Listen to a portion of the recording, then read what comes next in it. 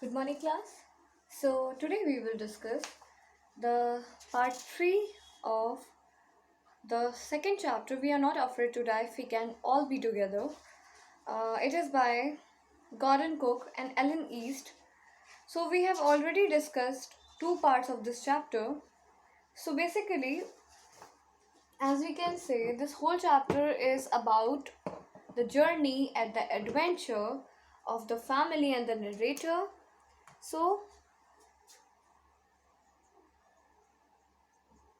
just give me a second.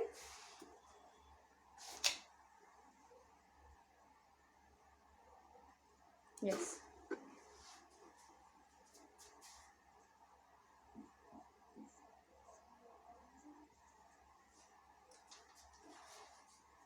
Lesson 2. We are not afraid to die.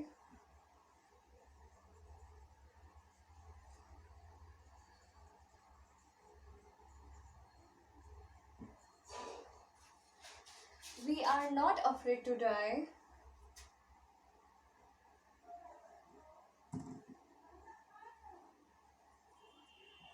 If we can all be together.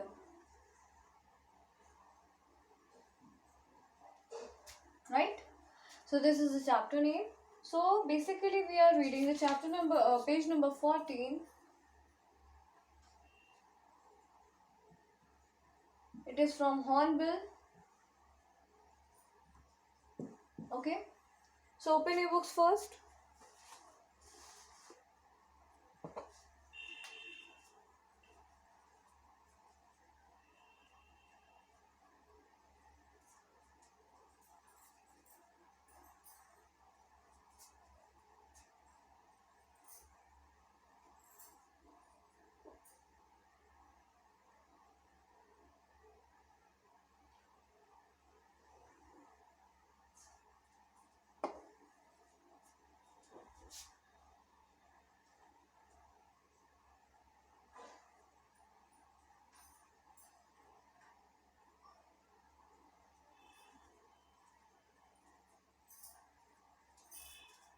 Yes. So basically we have discussed some of the character names. So the basic character names are, first of all, the narrator who is telling the story. Okay.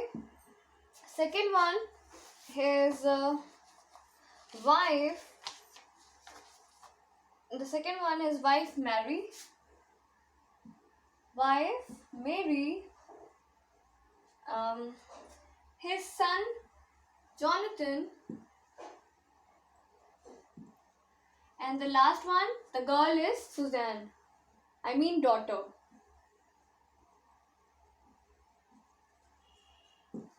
Daughter is Suzanne. I think Suzanne is almost 7 years old girl and the son Jonathan is almost 6 years old boy. So basically these people were going to get the adventure at they just want to go from the England to the coastal area. So basically what we to the Africa to Cape Town basically, sorry. So Africa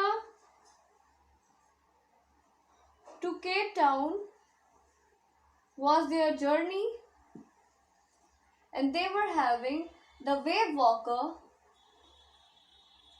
with them.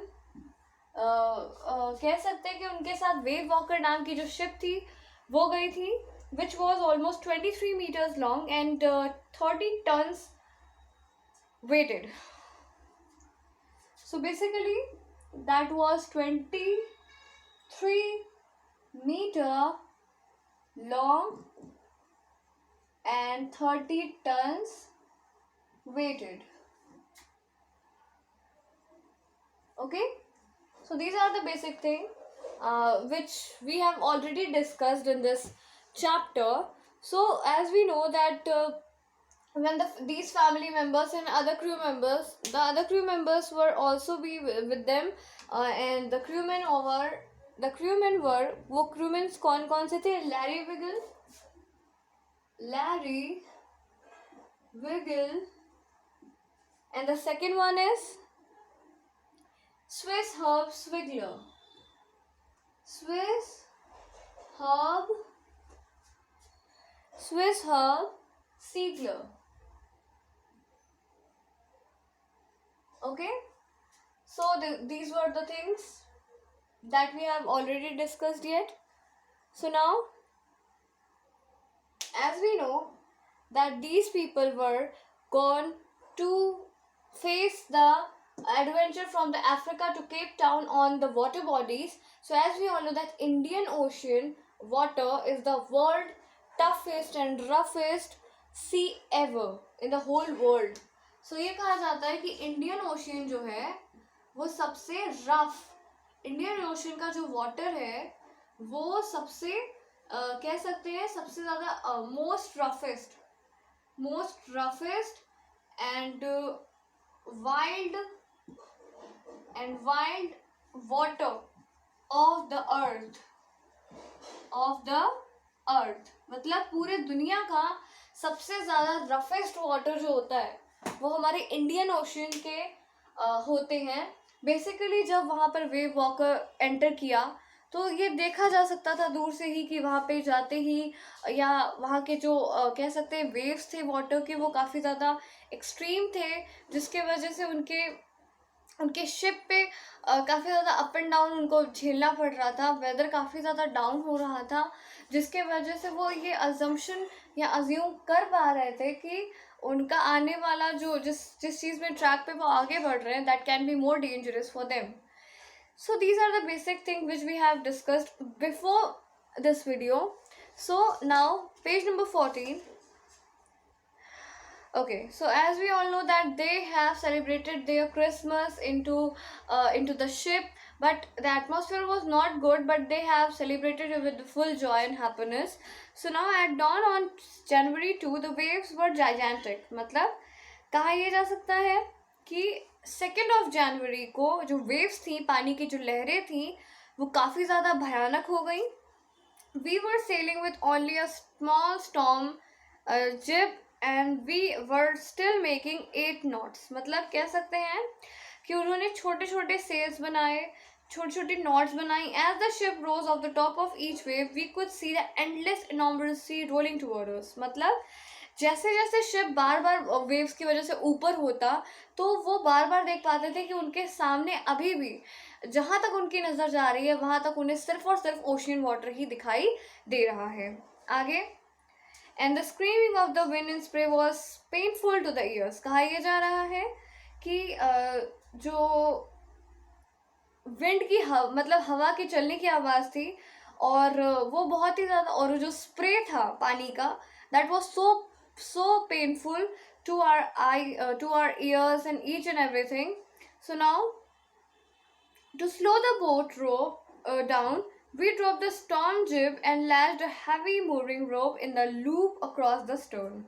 कह सकते हैं उन्होंने boat को slow करने के लिए, slow down करने के लिए, ताकि वो वेव्स के थ्रू बह ना जाए, इस वजह से उन्होंने क्या किया, एक स्टॉर्म जिब नाम की एक चीज़ उसे ड्रॉप किया और साथ ही साथ हैवी मूविंग रोप मतलब मोटी मोटी रस्सियों को अपने शिप से नीचे फेंका ताकि वो उस टर्न को, उस कह सकते हैं उस तूफान को झेल सके. And then we double lashed everything. फिर उन्होंने उन सारी चीज़ों को डबल की and went through their life rift drill, attached lifelines, done all skins and life jackets and waited. मतलब कह सकते हैं सेफ्टी प्रिकॉशंस की तरफ से उन्होंने जो भी उन्हें समझ में आया उन्होंने वो किया. लोगों को लाइफ जैकेट्स पहनाई, अपने आसपास के ओशन वाटर पे थोड़ा बहुत ऑयल संक करने से क्या होता है कि आपका जो बोट है वो सिंक नहीं करेगा, डूबेगा नहीं. So because of that thing, they done this kind of enormous thing.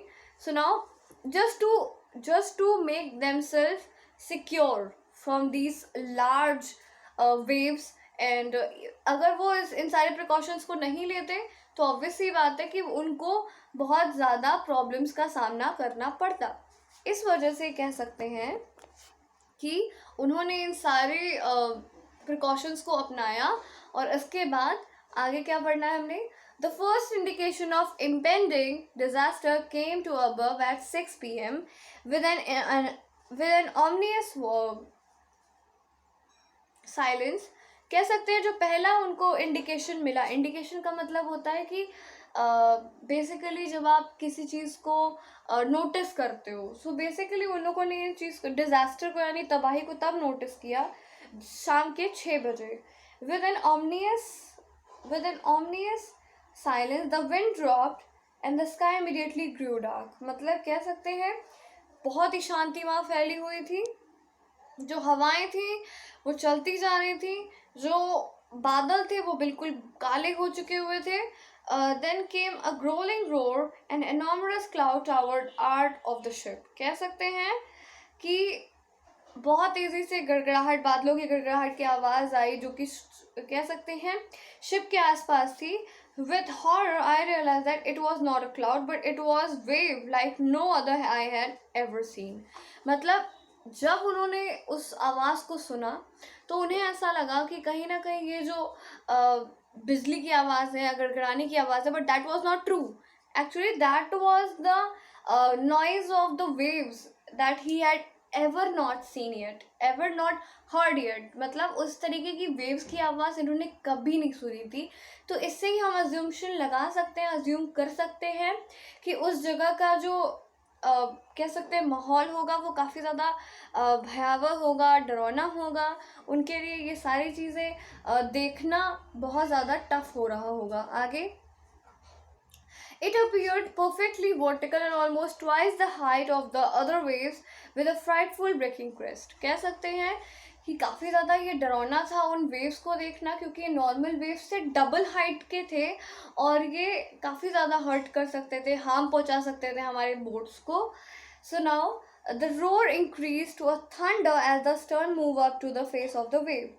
For a moment I thought we might ride over it, but then a tremendous explosion shook the deck. मतलब कह सकते हैं कि अचानक से जो बादलों की आवाज़ थी उसमें बदलाव आ गया, वो काफ़ी तेज़ हो गई और कहीं ना कहीं कह सकते हैं कि नरेटर को ऐसा लगा कि मे बी वो इस तूफ़ान को क्रॉस कर जाएं या आगे बढ़ जाएं, पर ऐसा हुआ नहीं. और इसके थोड़ी ही देर बाद एक अच्छी बहुत तेज़ी के साथ एक आवाज़ आई जिसके और वो लोग थोड़ा शेक हुए, मतलब उनको थोड़ा धक्का लगा और उनकी जो डेक थी, मतलब कह सकते हैं उनका जो मेन पोर्शन था उसमें एक बड़ा सा धक्का लगा. Now a torrent of green and white water broke over the ship.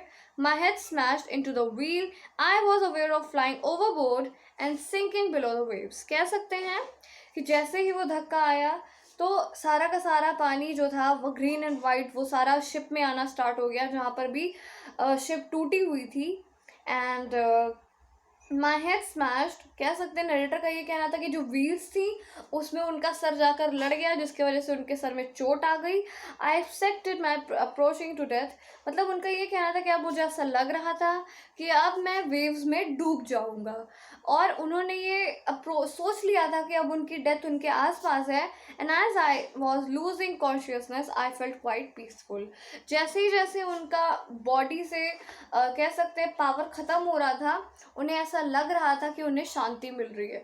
क्योंकि बेसिकली क्या होता है, जो ओशन वाटर होता है या फिर कह सकते हैं कि जो सी वाटर होता है वो बेसिकली बहुत ज़्यादा हैवी होता है, वो आपको बहुत ज़्यादा जल्दी सिंक करा सकता है क्योंकि उसका डेंसिटी बहुत ज़्यादा होती है. I know you have already discussed and read about the density, तो मैं यहाँ पे साइंस की बात नहीं करूँगी. सो बेसिकली जब पानी की किसी भी चीज़ की डेंसिटी ज़्यादा होती है तो हम उसमें उतनी तेज़ी के साथ सिंक भी करते हैं. ठीक है, ऐसा मोस्टली देखा गया है, एक्सेप्शंस भी हो सकते हैं. सो बेसिकली यहाँ पे क्या कहा जा रहा है कि जैसे ही वो उस जगह पे कॉन्शियसनेस उनके अंदर स्टार्ट हुई और उन्हें ऐसा फील हुआ कि अब उनकी माइंड की जितनी भी एक्टिविटी है वो लूज़ हो रही है या उनकी बॉडी एक्टिव नहीं हो रही है अब, तो उनको ऐसा लगा कि अब उन्हें पीस मिल रहा है. क्योंकि कहीं ना कहीं उनकी बॉडी वर्क करना बंद कर दी थी क्योंकि उनका ब्रेन प्रॉपर वर्क कर नहीं रहा था इस वजह से. और साथ ही साथ हमने एक चीज़ ये समझी कि उनको पीसफुल इसलिए लगा क्योंकि उनके आसपास और कोई भी ऐसी चीज़ नहीं थी जो उनको डिस्टर्ब कर सके, क्योंकि वो बहुत ज़्यादा उनका पूरा बॉडी स्मैश हो चुका था, उनका हेड स्मैश हो चुका था, जिसकी वजह से वो बहुत ज़्यादा कॉन्शियस हो रहे थे, परेशान हो रहे थे, right. So now we will discuss the next segment in to the next video. So thank you class.